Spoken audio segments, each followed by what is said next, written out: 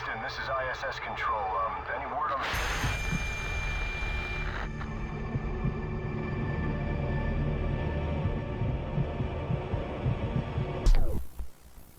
You may be a little bit confused about how we got here, so let's go back to 2016, where this all began.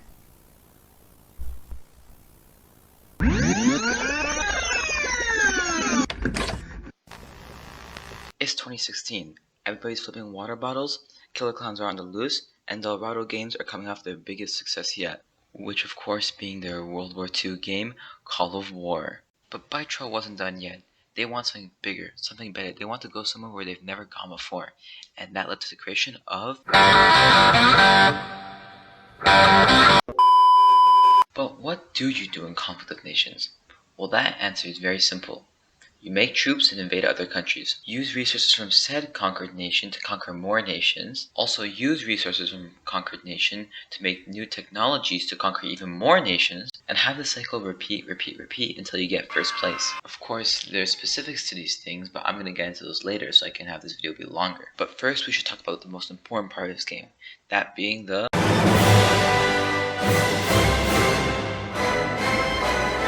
All good captains have great boats, and the country you pick will directly affect how you're going to play the game. Unlike its more realistic counterpart, Conflict of Nations isn't very realistic. So you have weird shit where Norway takes over the entire world. So now instead of just picking the strongest country, you pick a country that you know you're good at, and you can destroy the people around you based on your type of gameplay style. You play Europe if you're a newbie. Day in the life of a true Brexit geezer. You play Africa if you're good with infantry.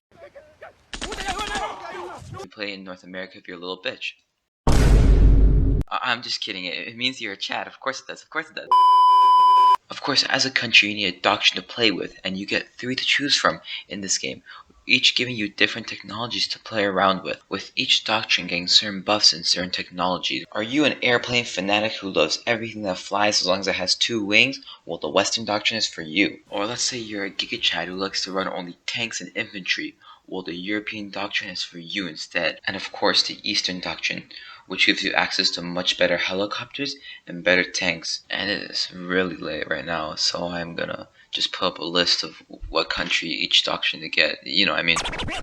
Once you've picked your country and you're enjoying your doctrine, be prepared for diplomacy. Work with your fellow countries to take over the entire world in groups called coalition, which are 3 to 5 people big. You can use the messaging feature to talk to your allies, although people only use it to send you messages. So it's just better to trust me and mute all the messages, including everything that comes to your coalition. You'll win more like that. Now that you have your country, doctrine, and coalition, get ready to start researching some units so you can defeat your enemies. The missile knows where it is at all times. It knows this because it knows where it isn't.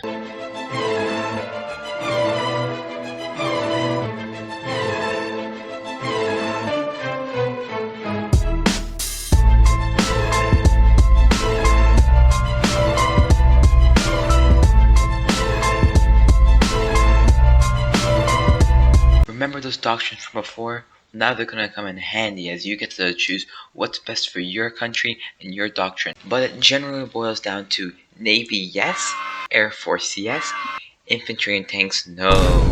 I will never lose with my M1 Abrams. If I could see through walls, I could see it faking.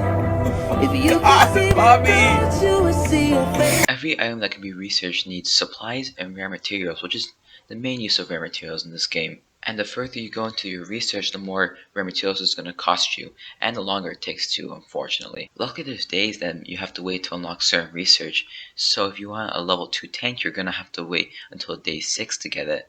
Which is epic because it prevents people from spamming level 7 National Guards into your capital on day 4, which I swear happens in Overkill all the time. When you research something, you either upgrade it or change a certain feature about it. So example, back to the M1 Abrams, when you reach day 6 and unlock that type of research, you increase its hit points by 3. Hi guys.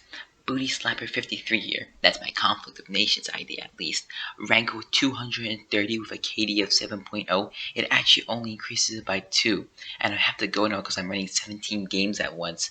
And depending on what research you get, it can really change how useful something is. For example, back to the M1 Abrams, before it reaches level 7, it is hot garbage. But once you get to level 7 and unlock Urban's Replicate, oh my god, it's amazing. But in an effort to balance stuff, certain units can only be researched so many times before you reach their max level. For example, Special Forces can only be researched 5 times, and Stealth Fighters can only be researched once in order to keep things balanced to prevent one from absolutely dominating the meta. It doesn't work, but they tried. Once you finally research whatever you want to research, whether that be Special Forces, Air Superiority Fighter, submarines, or tanks, you need to have the proper buildings to make them, which leads into the next part of this video. What the fuck? What the fuck? Punch my mama in the throat, kick my dad in the mouth, hit my grandma in the fucking eye. Ah, buildings.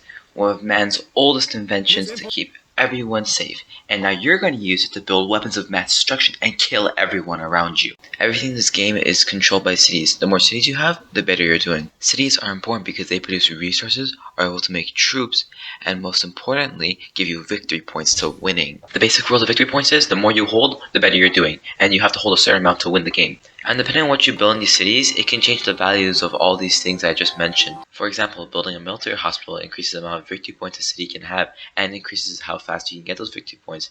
Or a level 4 army base and an arms industry and a recruiting office all in one city will let you unlock the multi-rocket launching system, being the most broken thing in the game. I love it so much. And building arms industries in other cities will help increase the amount of resources you produce, which are basically the key to winning. As well, having higher morale by building bunkers and having a bigger population, which gives you more victory points, will also increase how much that city produces of whatever resource it produces. Your most important city would be your capital, which is where your morale comes from. If your capital gets taken, well, guess what, bucko? No morale for you. Taking someone's capital doesn't just demoralize the people in-game, it also demoralizes your enemy in real life, because it's the biggest L for them. When the morale drops too low, below 35%, rogue states can appear, and holy shit, these motherfuckers are so annoying to deal with. Every time you take one down, one comes up like a fucking game of whack-a-mole. So now you get cities, yeah? Basically the key to winning, the more you have, the better you're doing. Are you ready for the most riveting gameplay? The funnest game you've ever seen? Everything I've told you coming together, it's gonna be the coolest, most awesome, most epic experience you've ever had. And here it comes now!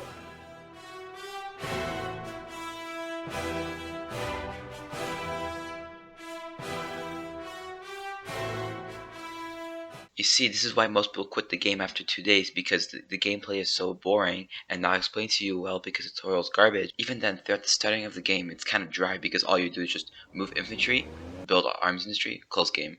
Move infantry, build army bases, close game. However, I do recommend you still just play it and get shit on by some level 360 because, you know, the best way to learn something is you just gotta do it. Just do it, man. Pussy. Just know that after you sink 300 hours into the game, your rank 100, your KD 7.0, just know that it's still not going to be fun. Conflict of Nations is a great game you should definitely play.